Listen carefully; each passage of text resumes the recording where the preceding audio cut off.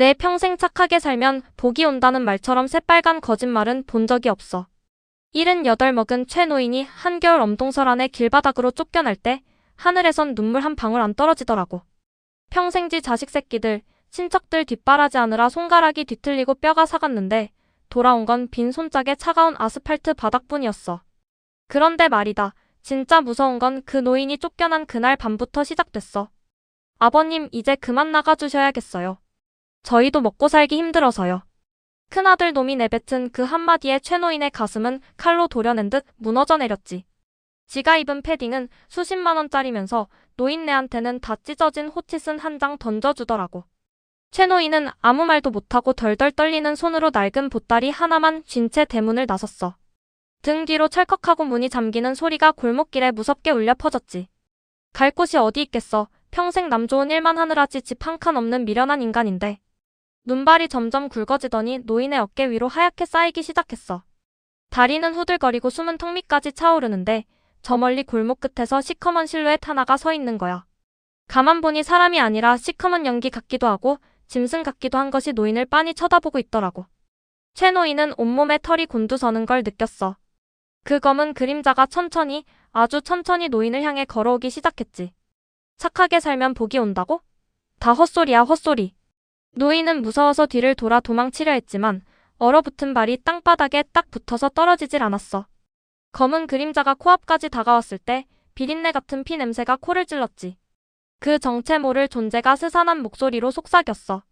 억울하지 않느냐? 평생을 빼앗기고도 가만히 있을 셈이냐? 노인은 눈물 범벅이 된 얼굴로 고개를 끄덕일 수밖에 없었어. 가슴속 깊은 곳에서 끓어오르는 분노가 한꺼번에 터져나온 거지. 그 순간 검은 그림자가 최 노인의 몸속으로 번개처럼 파고들었어. 노인의 눈빛이 순간적으로 핏빛으로 변했다가 돌아왔지. 굽었던 허리가 꼿꼿하게 펴지고 온몸에 알 수 없는 기괴한 힘이 차오르기 시작했어. 발걸음을 돌린 최 노인은 자기가 방금 쫓겨났던 큰아들의 집을 향해 뚜벅뚜벅 걸어갔어. 눈 위에 찍히는 노인의 발자국은 이상하게도 붉은 핏빛으로 물들고 있었지. 착하게 살면 복이 온다는 말은 다 거짓말이야. 큰아들 집 앞에 도착한 최 노인은 초인종을 누르는 대신 굳게 닫힌 철문을 손으로 툭 밀었어. 쾅하는 굉음과 함께 두꺼운 철문이 종잇장처럼 구겨지며 떨어져 나갔지.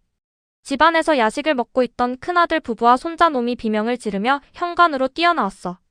그들의 눈에 들어온 건 온몸에서 시커먼 기운을 뿜어내며 기괴하게 웃고 있는 최 노인의 모습이었지. 아, 아버지? 몸이 왜 그러세요? 어떻게 들어오신 거예요? 그 큰아들이 사시나무 떨듯 떨며 뒤로 물러섰어. 최 노인은 대답 대신 씩 웃으며 거실 한가운데로 걸어 들어갔지. 노인이 발을 디딜 때마다 멀쩡하던 마룻바닥이 시커멓게 썩어 들어가며 구더기들이 들끓기 시작했어. 며느리는 그 모습을 보고 기겁하며 구토를 해댔고 손자는 무서워서 울부짖었지. 착하게 살면 복이 온다는 건 미련한 자들의 변명일 뿐이야. 내 평생 너희에게 주기만 했으니 이제는 받아가야겠다. 최 노인의 목소리는 더 이상 노인의 것이 아니었어. 쇳소리가 섞인 여러 사람의 목소리가 겹쳐서 들려왔지. 노인이 손을 슬쩍 들어 올리자 큰아들의 몸이 공중으로 둥실 떠올랐어. 아들은 목이 졸리는 듯 컥컥거리며 허공에서 발버둥을 쳤지. 며느리가 울며 불며 최 노인의 바짓가랑이를 붙잡았지만 노인은 매몰차게 걷어찼어. 거실의 불빛이 지지직거리며 깜빡이다가 완전히 꺼져버렸어. 암흑 속에서 오직 최 노인의 두 눈만이 붉게 빛나고 있었지. 아들의 비명소리가 뼈가 부러지는 기괴한 소리와 함께 거실 가득 울려 퍼졌어. 그리고 그 순간 쾅쾅쾅하며 현관문 밖에서 누군가 부서져라 문을 두드리는 소리가 들려왔지. 이 밤중에 도대체 누가 찾아온 걸까?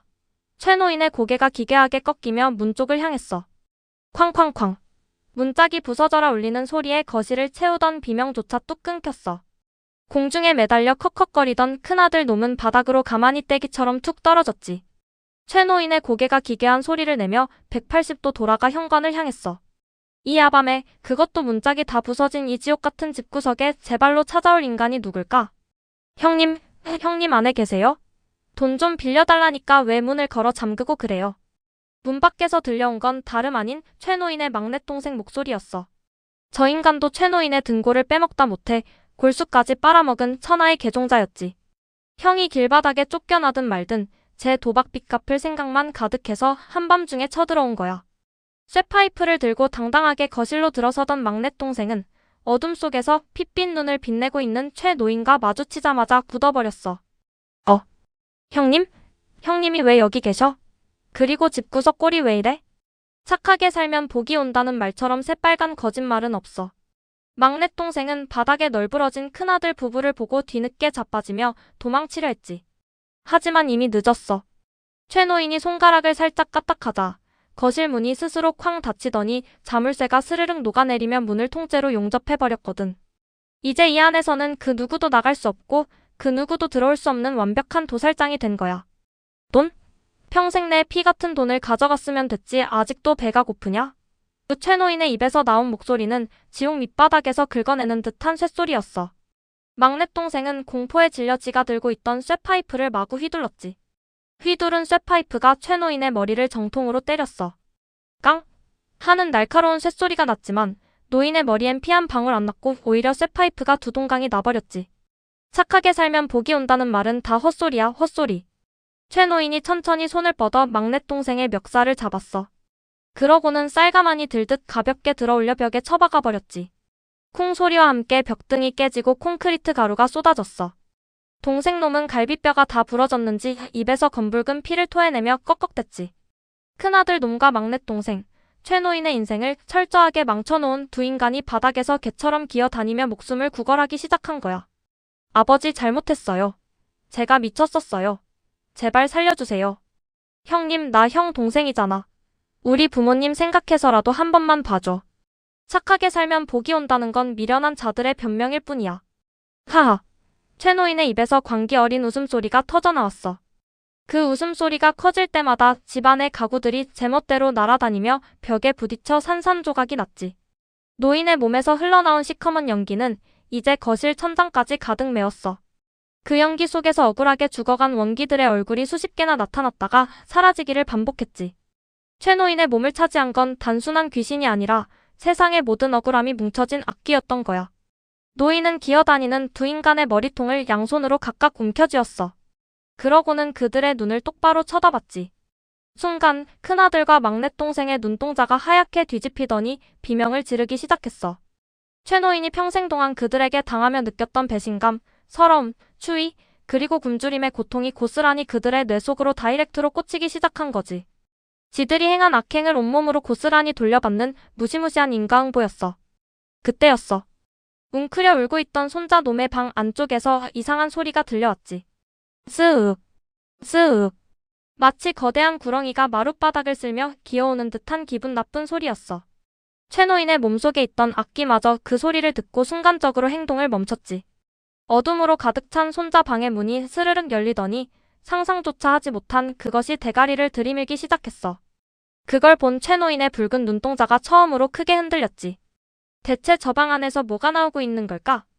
손자 방의 어둠 속에서 기어나온 건 다름 아닌 최 노인이 수십 년 전 죽은 줄로만 알았던 그의 친어머니 형상이었어.